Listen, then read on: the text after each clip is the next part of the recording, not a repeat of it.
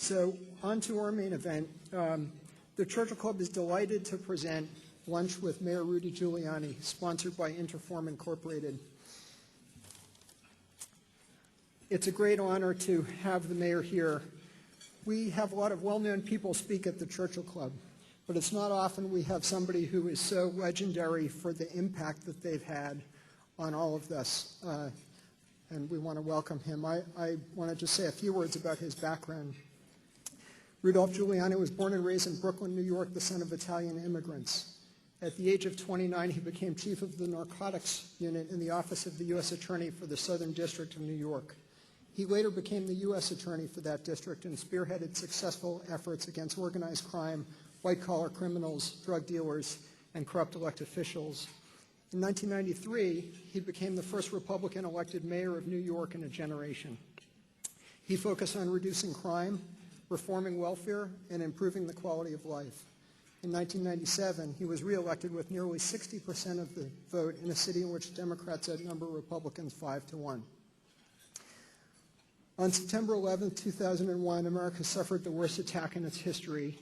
2,751 people were killed in the collapse of the World Trade Center, including hundreds of the city's firefighters and police officers. Mayor Giuliani immediately began leading the recovery of his city as it faced its darkest hour, and he was an inspiration for us all. Limited by New York City law to 2 terms as mayor, he founded Giuliani Partners in January 2002, quickly establishing the consulting firm as a leader in the fields of emergency preparedness, public safety, and crisis management, energy, and healthcare. He subsequently expanded his business reach into the boutique investment banking sector with Giuliani Capital Advisors. In 2005, he became a partner in the law firm of Bracewell and Giuliani. We're not sure, but we think he may also be running for president. Please join me now in a huge welcome to the Churchill Club for Mayor Rudy Giuliani.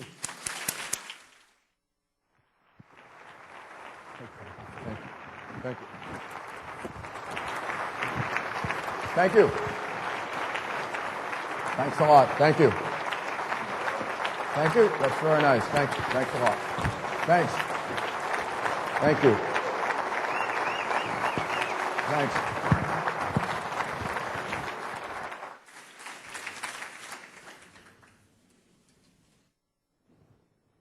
Thank you all very much for inviting me here today to this meeting of the families from different parts of California and other parts.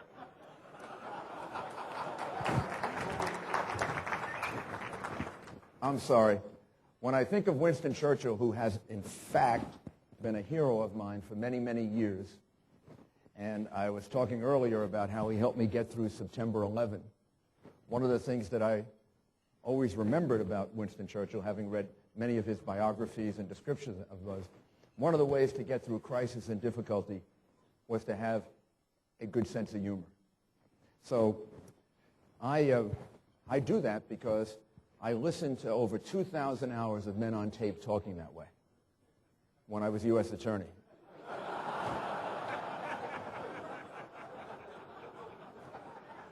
We used to record their conversations, in order to catch the mafia guys, and you would listen to them in the U.S. Attorney's office, and you would get bored because they would talk. You would expect that they were going to have these very, very exciting and interesting conversations, and they would have the same conversations everybody else has. It would like listening to any office, factory, or clubhouse.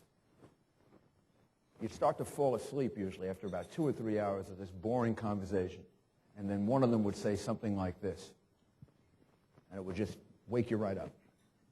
Hey, I think tomorrow night's the night we gotta whack Rocco, isn't it?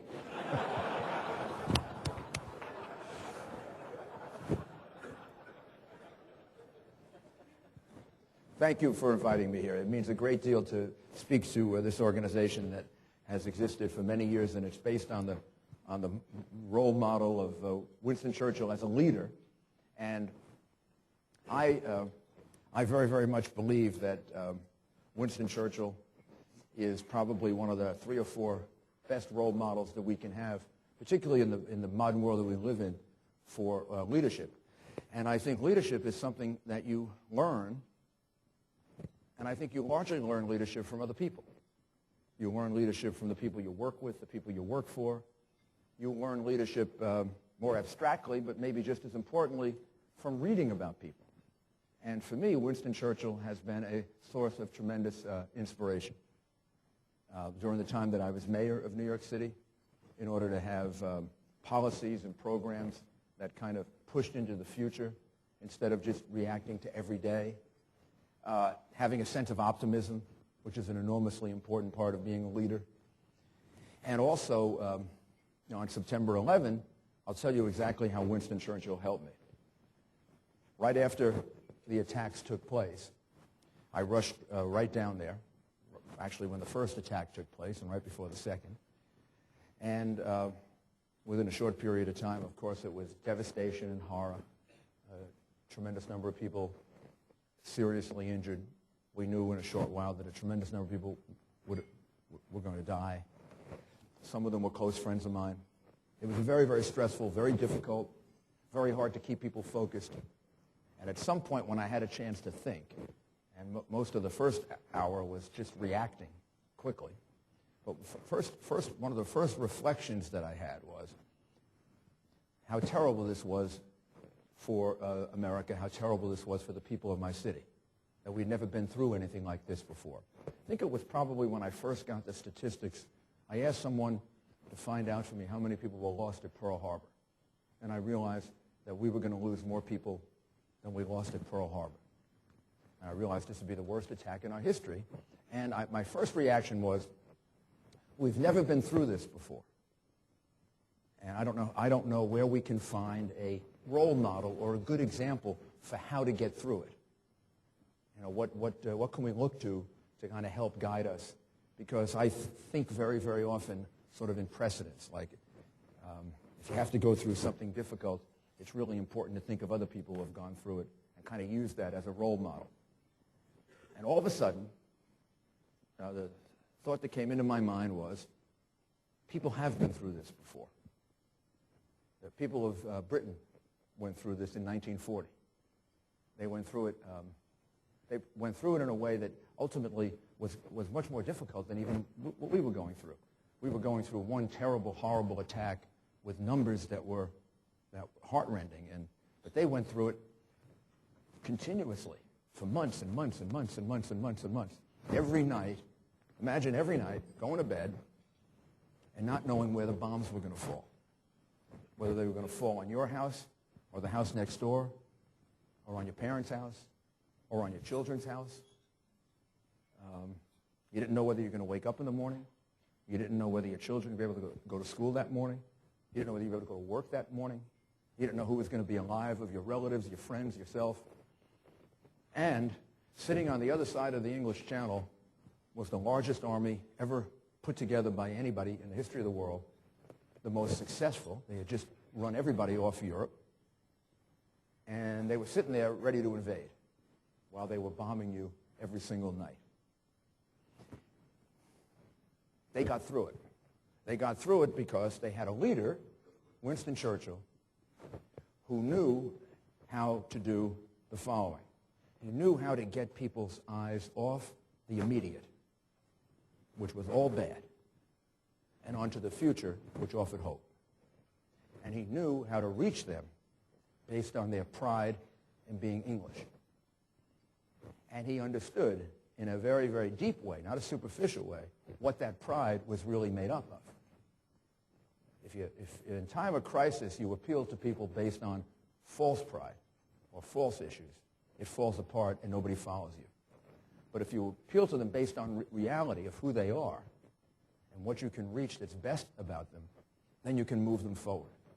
And what he understood about English pride was not the pride in being better than anyone else, but the pride in English history of being a country that, from the Magna Carta on, recognized the value of the human being, how important the human being was in government, how important it was to restrain the power of the king by having a parliament, how important it was to have courts of law so that people that might be inclined to do violence to each other or murder each other had a place to go to, in a civilized way, work out their grievances.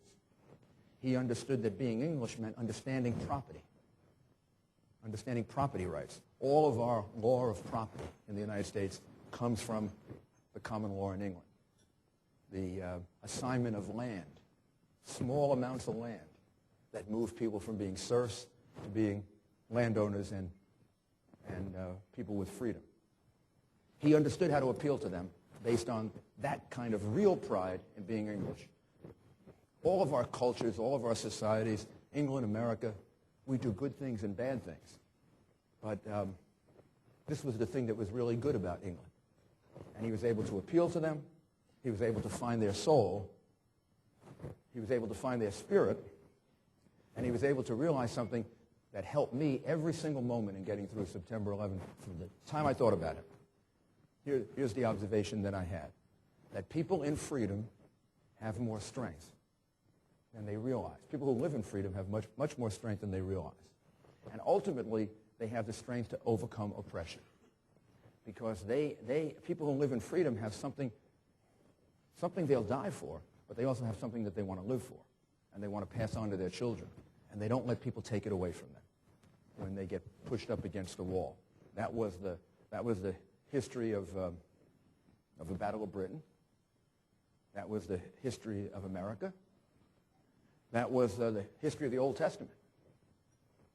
People who understood a relationship with God that dignified them were able to overcome oppression.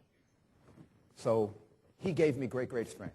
In fact, when I went home that night, which was really the next morning, I probably arrived home at about 12:30, 1:30, I can't remember. The time sequence those couple of days is, my recollection of it is not exactly accurate. But I got home into the next morning, and the television was on. I watched it for a while. And then I went to my bedroom, and next to my bed was an advanced copy of a new biography of Churchill. And I had already begun reading the first 20 or 30 pages, the introduction and the beginning of it. And so, but I said, I don't have time to read the whole thing tonight. But I went to the part where he was selected as prime minister, after the Chamberlain government fell, because I thought that was probably the most difficult moment. And I read about 2 or 3 chapters of that. And it gave me great strength that we could get through this. That people who shared something very much in common with us, people who live in freedom, were able to get through much worse. So we would be able to get through it. And I think that's how leadership works. I think you learn it from other people. There are lessons we can learn from Churchill right now. I mean, Churchill, in addition to being the person who helped to lead the victory in the Battle of Britain, was also the person that first recognized the Cold War. And the Cold War is a pretty good analogy to what we're facing right now. And it's a better one than the Second World War, meaning an analogy to the war on terror, or the war of terrorists against us, whichever way you want to look at it. It's much more similar because the Second World War was a massive physical battle between 2 big alliances with enormous, overwhelming military strength, enormous armies, nations at stake, enormous navies, air forces. The Cold War was, in fact, also enormous forces, but they engaged physically rarely, and never even directly engaged, meaning the Americans and the Soviets. We had some battles in that war. I would sort of consider the Korean War and the Vietnam War battles in the Cold War. I'd consider the Cuban Missile Crisis a battle in the Cold War. Probably Ronald Reagan's deployment of cruise missiles, a battle in the Cold War. But the Cold War had a heavy component to it that was psychological, philosophical, ideological. It was as much a war as a debate over whose values are better, who can win the hearts and minds of people. Churchill understood that. He was as prophetic about that as he was about the Second World War in the 1930s, when he would warn the people of England, we have to stand up to Hitler now. We have to take his statements seriously. If we stand up to him now, we'll lose lives. But if we wait, we will lose many, many more lives. He was prophetic in that regard, because had he been listened to, millions and millions of people would have lived who didn't. And who knows what they would have invented, found, developed, how much further along we'd be. He was prophetic about the Cold War, too, because he knew that it was a battle of ideas and that it would last a very, very long time and that it would be fought on many different fronts. My other hero of equal stature to Churchill is Ronald Reagan. And there's a book that was sent to me by the author, Greatness. It compares Reagan and Churchill and the making of extraordinary leaders. And it tries to point out the similar characteristics of Ronald Reagan and Winston Churchill. Similar characteristics about their vision, their imagination, their courage, their tenacity. And here, this may be, you think of people of this tremendous stature and you feel humbled to even almost sacrilegious about comparing yourself to them. I do share one thing in common with the three of them. Winston Churchill changed his political party at least 2 times. Ronald Reagan changed his political party. I changed mine. And Winston Churchill had the best explanation that would help to get Ronald Reagan and me off the hook. Here was his explanation. He said, if you're not a liberal when you're 20, you have no heart. If you're not a conservative by the time you're 40, you have no brain.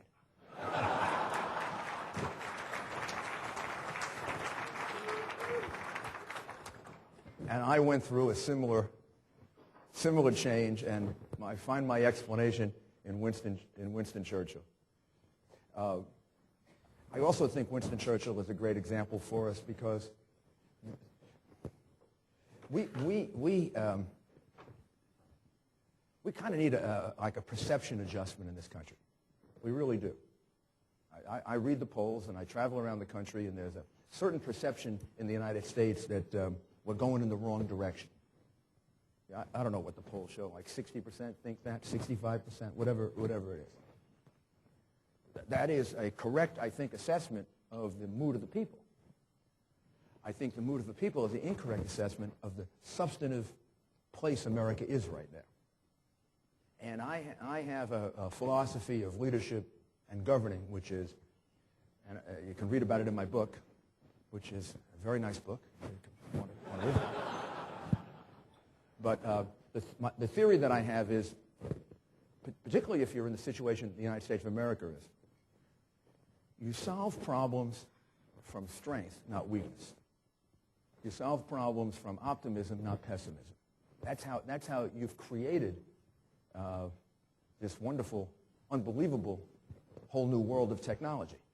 You created it because you had dreamers and visionaries and people who were optimistic about doing new things. Every single one of the technologies that you've developed is a technology that most people thought wouldn't work. And somebody thought they would. Somebody was a dreamer. Somebody was a visionary. And then also probably, this is what makes a great leader, being a visionary. But if you're just a visionary, that's not enough. A great visionary is a great philosopher or a great writer. A leader is a visionary and a person who knows how to put the process in place that begins to accomplish that vision. So there's a big part visionary and dreamer to a leader, and a big part of practicality and how to get things done. So when I look at our problems, I think about our strengths. We say that we have an immigration problem in the United States. Well, we do. We have a problem with security. It's a valid problem. After September 11, it's a bigger valid problem. We need to know who's here. We need to assure ourselves that the people that are here for lawful, decent purposes and not to bomb us, hurt us, commit crimes, or sell drugs. However, we got to take one step back, and we have to evaluate that problem in light of the following. Just what kind of problem is it when you are the country that more people in the whole world want to come to? The worst problem would be the second one, if we make it into a country where nobody wants to come. Now, that's a real problem. That's a problem of a country that's in depression and decline. And so as we think about how to do security, we have to also think about how do we keep this country open? How do we get people that come here that are going to grow this country? We're a country that after a while, I think in about 10 years, will start having a declining population. Europe already does. So we need talented people. We need to figure out how to do our security properly, but at the same time have this wonderful kind of reformation that takes place with people coming in. And your concerns about visas are absolutely valid. And we should find a way to do that. We should find a way to make it possible for people that are going to make big contributions to this country to be able to come in here and to feel that this is a country where we need them and we want them, as we always have in the past. But think about one other thought, just to give you a sense of this thinking, which I think is exactly what the way Churchill would approach a problem. We have a health care problem in this country, right? We hear about it all the time. What are our health care problems? We have a lot of people that are uninsured. We have people that don't have access to health insurance. We have health costs that are too high. We have health costs that are out of control. We have lawsuits that are out of control against doctors and hospitals that drive up the cost of malpractice. They drive up the cost of malpractice so irrationally sometimes they drive people out of the medical profession. Okay, those are all big problems.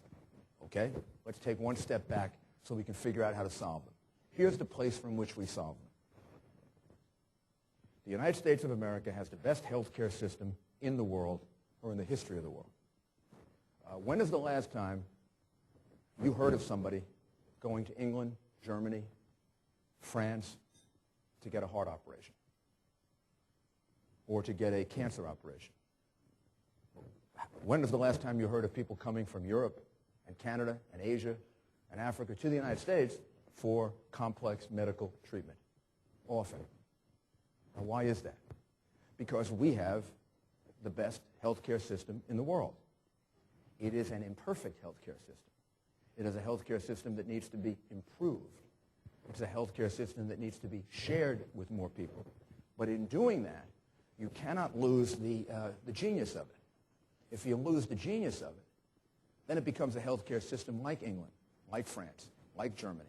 It becomes socialized medicine in which the common denominator prevails, and this great healthcare system becomes an average, ordinary, and an adequate healthcare system. So how do we rebuild our healthcare system? We recognize why it's an ingenious, great healthcare system. We built it based on private insurance, competition, markets, lots of available options, incentives to lower costs. These are the things that you do in an economy where the genius of the economy is that it's a free economy. And the more you understand that, the more you can solve. We're going to solve our healthcare problem by preserving the private, competitive, market-driven nature of healthcare. That offers a much better solution than imposing a top-down, one government plan, which is where so many people are headed.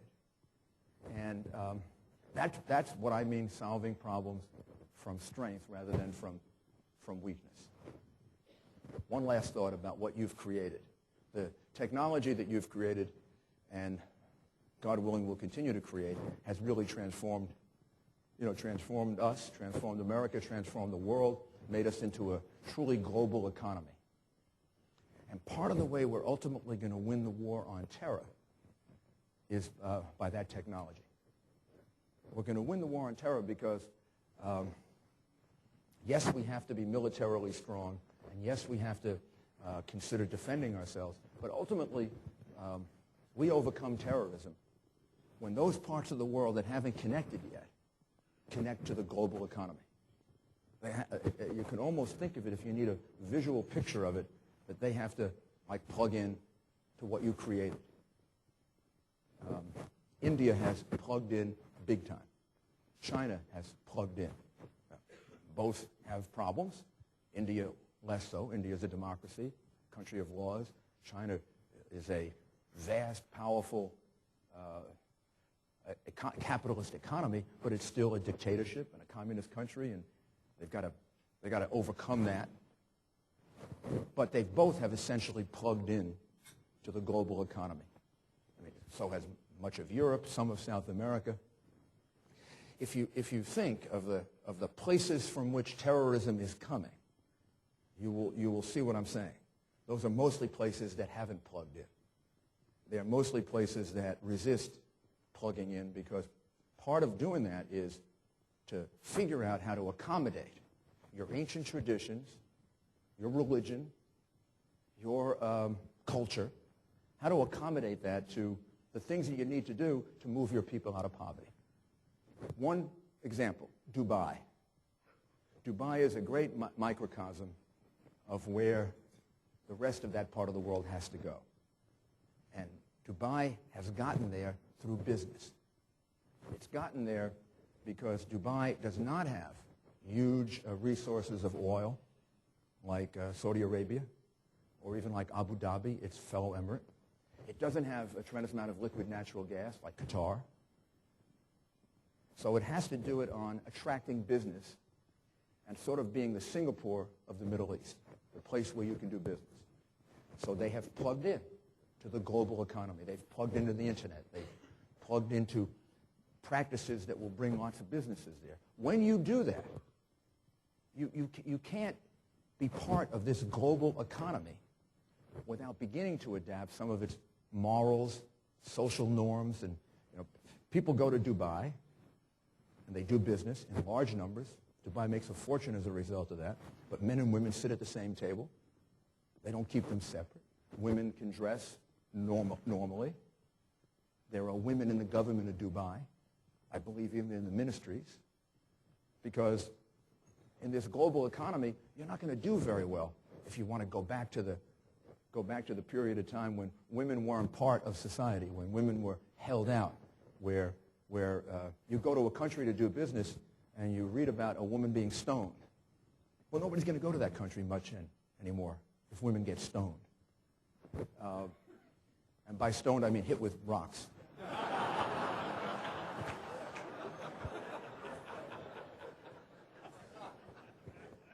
But Dubai has had to connect. Dubai has had to connect because of the great allure of growing their economy, bringing their people out of poverty, and these are the principles on which you do it. And if you just think about the following. Ronald Reagan, I believe, deserves comparison with Winston Churchill, and there's a great kind of continuity between the two of them. Churchill, in essence, recognized and was there for the beginning of the Cold War. Ronald Reagan won the Cold War. Ronald Reagan, as Gorbachev says, I think, spent the Soviet Union into oblivion because he understood the power of our military budget, what we could do by spending. If you take 6% of American GDP and spend it on defense, back in those days the Soviets would have to spend 5 times that, by comparison, to keep up with us. He understood that, and he spent them out of existence. And hence, Soviet Union gone, Berlin Wall down, Poland free. However, I believe Ronald Reagan won it from the top. Here's how I think we won that war from the bottom. Pepsi Cola. Why Pepsi Cola? Because Pepsi Cola went to the Soviet Union 2 or 3 decades earlier and started to do business there and started selling Pepsi. And Coke found out about that, and Coke went to Soviet Union and started selling Coca-Cola. And then McDonald's went there, and all the Levi Strauss. And in fact, I knew we were going to win the Cold War when I started reading articles that Soviet kids were buying American jeans. what happened is, at the grassroots of the Soviet society, we built a connection to us, to not just us as America, but us for the set of principles that we stand for, our free markets and our open economy and our ability to have lots of options and retail products. And we built a movement toward, freedom, because economic freedom doesn't last. Economic freedom lasts, and it pushes you toward political freedom, and vice versa. You can get there either way. If people are politically free, like they have been in India, it led to now economic freedom, a much more capitalist system. They were socialists for a while, now a much more capitalist system. I believe the development in China will be just the opposite. Development in China will be economic freedom, capitalism will push to political freedom. And I think any prognosticator or prophet doesn't know how that change is all going to take place, but it has to eventually take place. And this is what we have to understand about the war on terror. We need to be militarily strong. We need to be determined. But we also need to figure out how, where we can connect as many of these countries as possible to doing business with us, to being connected to the internet with us, so that the kind of process that's happening in Dubai and the kind of process happening in Abu Dhabi and the kind of process that's happening in Qatar and a couple of other countries, which are great microcosms for what can happen in the wider Middle East, continue to happen. And I don't think there's any group that can help us do it better than this group here that understands technology in a way that has made America really so much better and made the world so much better. So now I'm going to take your questions, but thank you very much.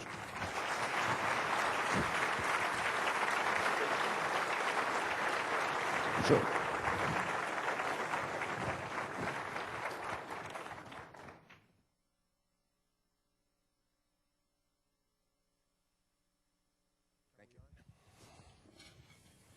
All right, my name is Tony Perkins, and I've had the good fortune to first meet the mayor on your trip to the Churchill Club. When we started the club, we made it as our goal to be the forum in which every major presidential contender would feel that they had to come to the club if they wanted to talk to Silicon Valley. You won. So, and I don't know if they briefed you, I'm also a member of the media, and so I got my homeboys and girls lined up against the back wall there, and they want to know one thing, because that's what they were asking you on the way in, and that is, are you 100% committed, official, in this race to become the next president of the United States? I am 100% committed. That official part, I have to still do a formal announcement, but we'll figure out how to do that. Okay, well...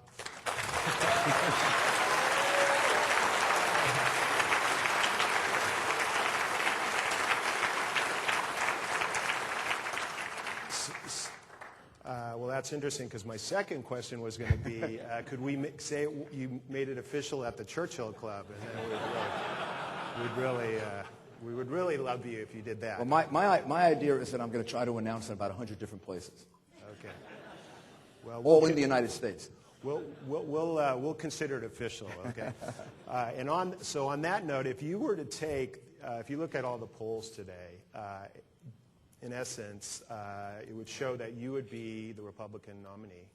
And, from a pure political science standpoint, I applaud your campaign for putting you in the front-runner position so quickly. But on the other side of the aisle, you would see your fellow New Yorker winning the top of the Democratic ticket. So I think we're just getting to know you, and we appreciate you being here. We'd love to have Ms. Clinton to the Churchill Club. We are a non-partisan forum, but we're getting to know her as well.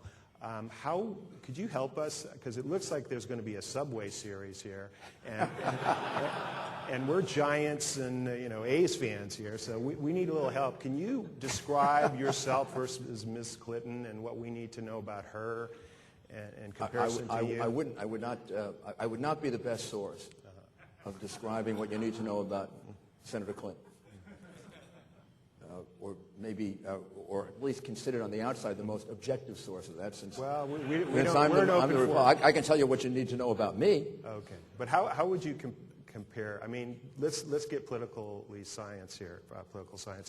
You know, you're two different personalities. You know, how do you think this is going to come across in the race? Well, first of all, I'm not sure she'll be the candidate. I think that my strengths are that I've had a considerable amount of executive experience, so that you can look at my record of what I did as mayor of New York City. So when I talk about the things that I'm going to do, instead of there just being sort of abstract and things that I might or might not be able to do, you can kind of go back and see, well, did he accomplish that or didn't he accomplish that?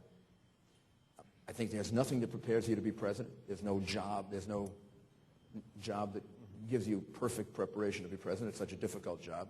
But I think being mayor of America's largest city at a time in which it had very high unemployment, a tremendous budget deficit, it was considered the crime capital of America.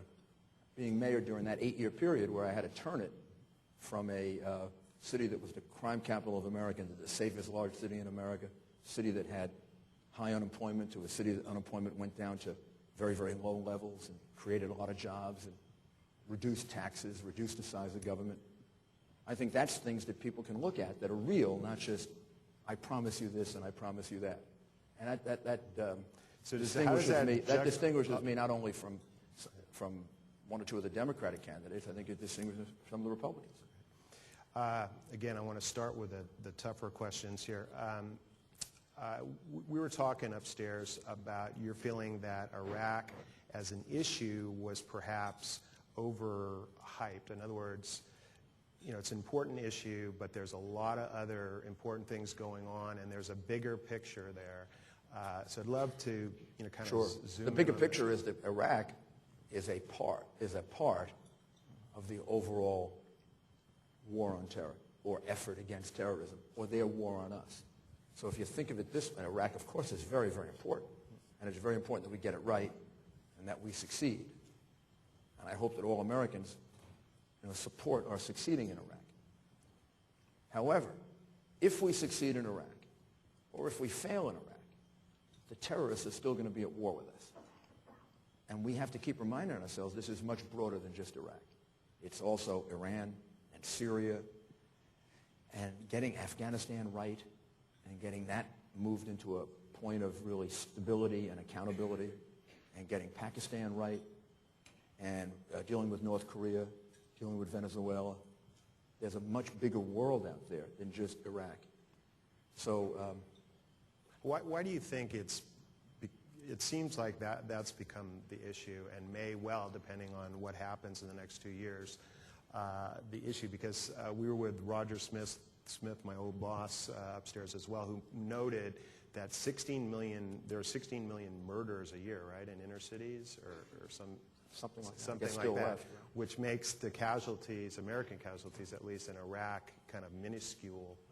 You know, is the media, or politicians, are we misconstruing priorities here? We've lost 3,000 people in Iraq, and then other people have been lost in Iraq. And I would not describe it as minuscule. Right. I would describe it as heartrending and extremely difficult. And the reality is that when you present that picture, the American people are people that have a big heart and a soul. And it is very, very difficult. And it's true, there are more murders, but the two things, it's not, I don't think you can do an either-or comparison. I think what America needs is probably a reminder of why this is happening and why the sacrifice of those American lives, which is heartbreaking, is necessary. It's necessary because having a stable situation in Iraq is going to quicken our ability to defeat terrorism. Having a chaotic situation in Iraq, where America has to pull out, will mean that terrorism, particularly Shiite terrorism, will get a home and a headquarters attached to Iran and Syria, which will mean that by every account and every prediction, we're going to have tremendous violence in that area. which could also then engage Saudi Arabia, Jordan, and Egypt. And then we may have to go back, except under much more difficult circumstances. I think we need some of the wisdom of Winston Churchill here, which is if you take on a problem earlier rather than later, you save more lives. And I believe that this terrible loss of life that we're having right now in dealing with terrorism by being on offense will save us many, many more lives in the future.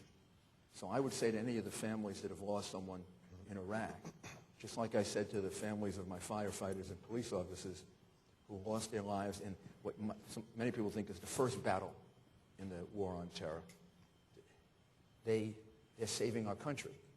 You know, they're saving our country from much worse damage later.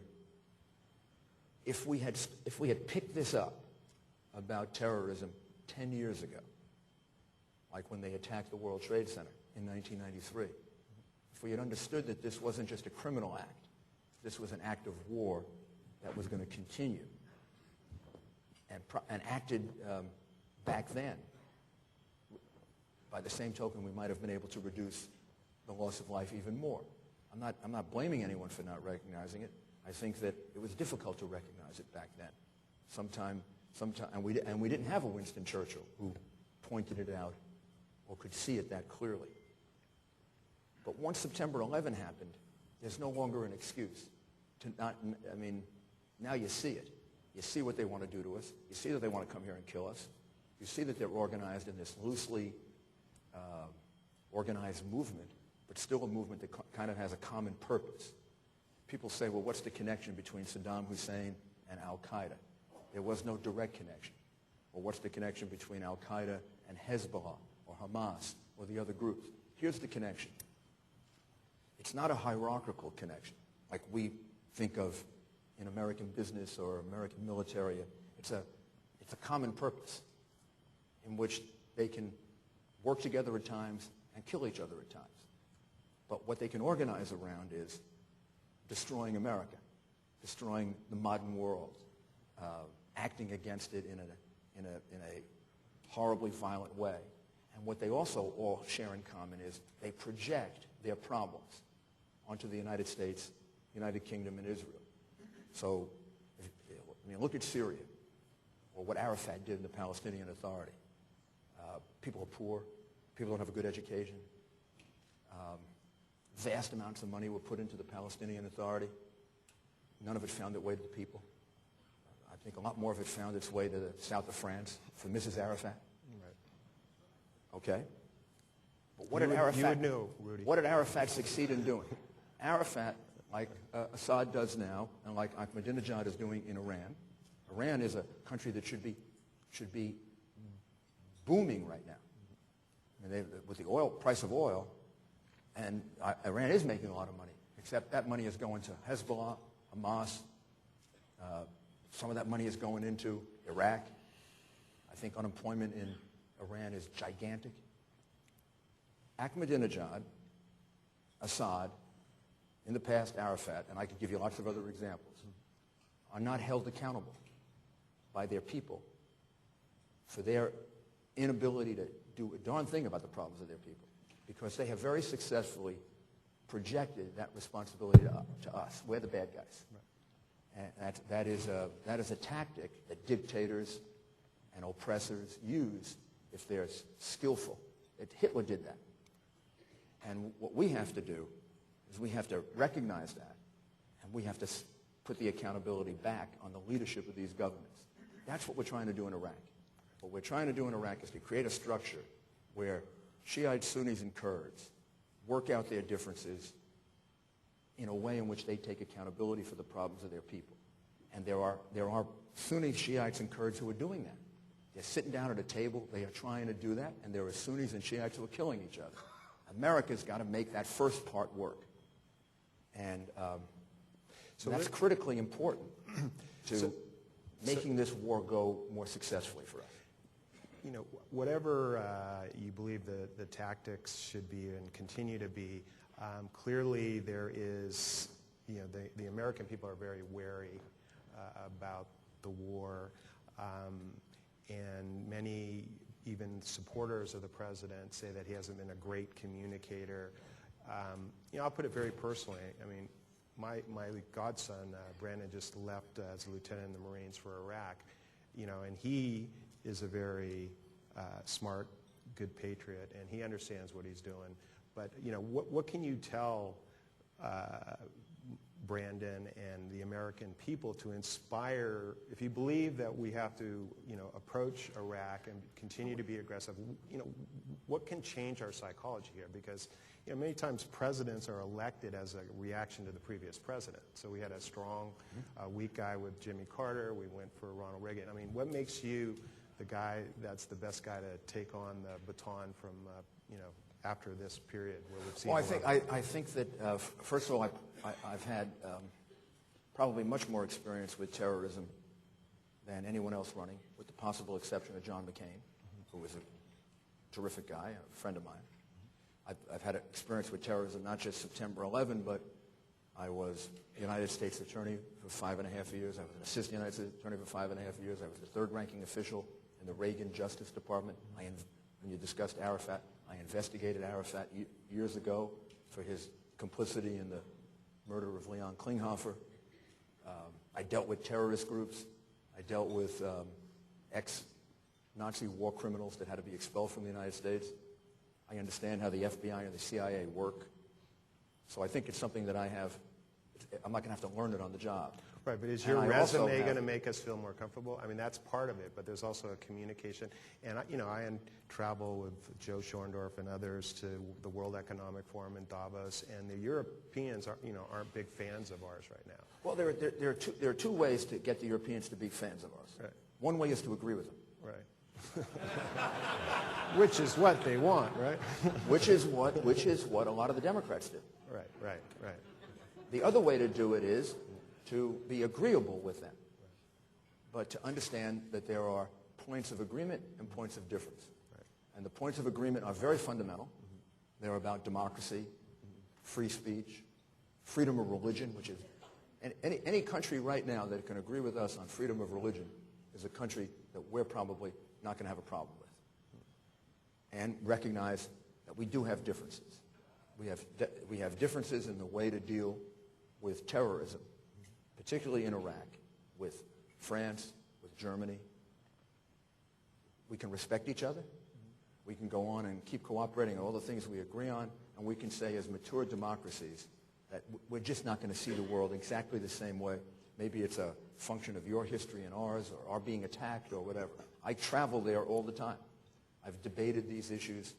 I mean, I've been to Europe 40, 50 times in the last 5 years and debate these issues. But I think we have to explain to the Europeans, without backing off our principles, why. Here's the fundamental difference between the American and the European approach to terrorism. And this is an oversimplification, and this is the majority view, with minority views that are the opposite. Europe believes in being on defense against terrorism. They were on defense against terrorism for 30 years. When the Israeli athletes were killed at the Munich Olympics, the German government set some of the terrorists free. When Leon Klinghoffer was killed by Muslim fundamentalist terrorists, they were set free by the Italian government.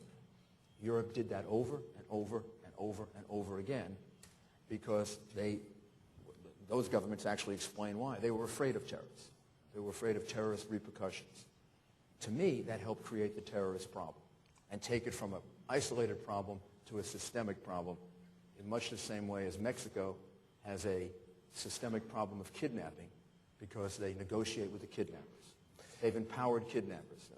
This is important to get this whole thing out. The American approach, starting with George Bush, has been to be on offense against terrorists. We can't go back to being on defense. And if the price of being popular in Europe is to going back to being on defense, then that's not a price we should pay because we're the ones who are going to suffer. We're the ones who are going to be attacked. We're the ones who are going to be killed. So Europeans have to understand that. We have a fundamentally different approach to terror. The Europeans who want to agree to that,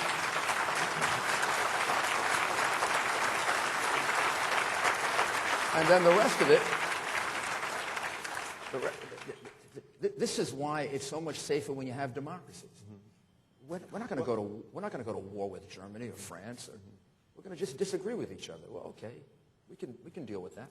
But you're touching on something here because, my impression is, we had the Cold War and there was kind of this standoff between two supposedly great nations. And then we had kind of the Clinton years and he really wasn't that engaged in foreign policy. He certainly wasn't ruffling feathers the way that George W. has. And then, I think after the president came in, we went through a series of United Nations resolutions, and then we got right up to the point where we were going to pull the trigger, and we didn't have the support, so we didn't go for the final resolution. And I think that sent off a light bulb to the rest of the world that if the United States wants to act unilaterally, okay, which we did, that is they can. And I think there's a big digestion period that we're going through right now. So what do you when you stand up in front of the G7 or whatever you have to do, when I've debated this in Germany and you're holding all the cards. What in your president of the United States do you say? Hey, sorry, that's the way it goes. If we got to do what we got to do to protect the people in the United States, I got to pull the trigger. I mean, I think that's the big diplomatic. I think that is the big diplomatic issue, and it becomes a real challenge if you're going to try and win over as much of the world without giving up your principles. It's much easier to give up your principles and win over the rest of the world. So I think what you have to do is explain that we want to cooperate. We're part of a global economy. That's the best thing for us is when other countries join that global economy, because we do not want America. And maybe we need to remind ourselves and the rest of the world that America is not a militaristic country. Right. America we have no desire for this war. We don't like this war. If you watch the reaction in this country to the deaths that we've had, we hate war. Right. We hated the Civil War. We wanted to pull out of the Civil War. Abraham Lincoln had to deal with the same thing that George Bush is dealing with, and Franklin Roosevelt did, and Harry Truman did, and Lyndon Johnson did. This country doesn't like war. Why are we at war? We are at war because they want to come here and kill us, not because we want to go there and kill them. We want to do business with them.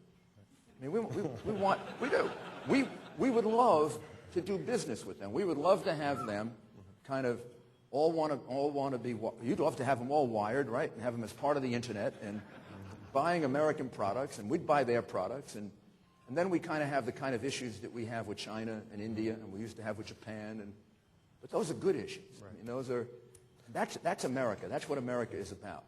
The reason we're at war is because they have groups of people within this movement who organized in the past and are presently organizing to kill us, to come here and kill us or to kill us overseas and attack American interests.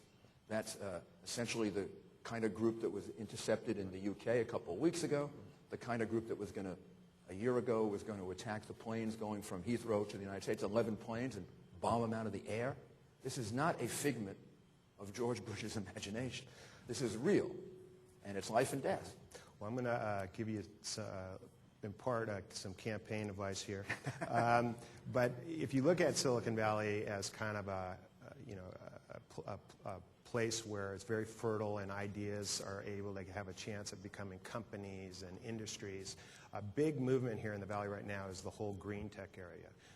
Every venture firm of significance is pouring money behind green entrepreneurs, and it seems to me that the presidential candidate who embraces this trend, which is going to be huge, absolutely, and in essence sees it as a way to juxtapose it into a positive reaction to our terrorist issues, i.e., inspire energy independence via investing in innovation, that could soften you. Well, let me soften myself. But you're pretty soft today. So let me soften myself. I believe that very strongly. I think that there's a real ability to create tremendous impetus for new technologies because it's a national security issue now.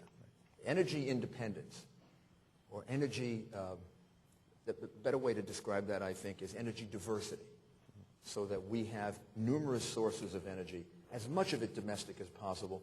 Maybe not all of it has to be domestic. Dependence on Canada is very, very different than dependence on parts of the Middle East or even Venezuela. So, Or Russia. Right, or Russia.